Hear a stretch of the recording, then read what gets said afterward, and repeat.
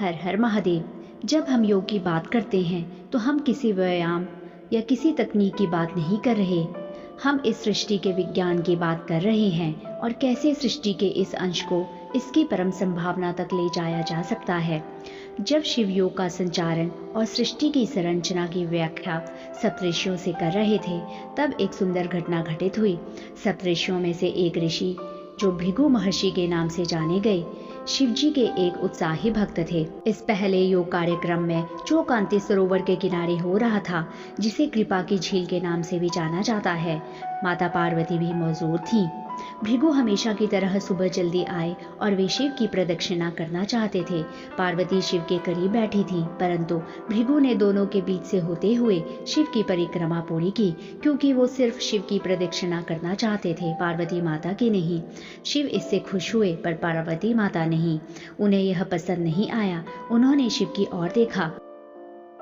शिवजी ने माता से कहा, थोड़ा और करीब हो जाओ, वो परिक्रमा करेंगे। पार्वती और करीब आ गईं। भृगु ने देखा कि उनके निकलने के लिए पर्याप्त जगह नहीं है, तो उन्होंने एक चूहे का रूप धारण किया और पार्वती को बाहर रखते हुए अकेले शिवजी की परिक्रमा पूरी करी। पार्वती जी क्रोधित हो गईं, तो शिवजी ने उन्हें अपनी गोद में बिठा लिया। तब भृगु ने एक छोटे पंछी का रूप धारण कर शिवजी की परिक्रमा पूरी की। अब पार्वती माता अत्यंत क्रोधित हो चुकी थी। उसके बाद भोलेनाथ ने अर्धनारीश्वर रूप धारण कर लिया, जिससे आधा हिस्सा शिव का बन गया और आधा हिस्सा माता पार्वती का। भृगु ने यह देखा और खुद को एक मधुमक्खी के रूप में बना लिया और उनकी दाहिनी टांग का चक्कर लगा लिया। भृगु का बचकाना भक्ति भाव देखकर शिवजी तो खुश हुए, पर साथ ही वे नहीं चाहते थे कि भृगु अपनी भक्ति में इतना खो जाए कि वो प्रकृति के परम स्वभाव को ही समझ न पाए। तो वे सिद्धासन में बैठ गए। अब भृगु के पास कोई रास्ता नहीं बचा था कि वो सिर्फ शिव या उनके शरीर के किसी हिस्से का चक्कर लगा सकें। अगर उन्हें अपरिक्रमा करनी थी तो दोनों सिद्धांतों, स्त्रैण और पौरुष, दोनों की ही करनी पड़ेगी।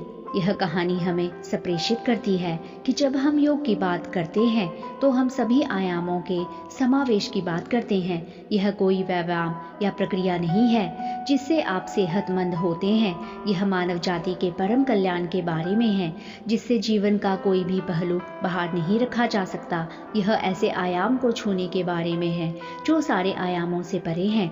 यह एक ऐसे तंत्र के बारे में है जिससे आप अपने पहले से मौजूद तंत्र जैसे शरीर, मन, भावनाएं और ऊर्जा को परमात्मा तक जाने वाली सीढ़ी के रूप में इस्तेमाल कर सकें।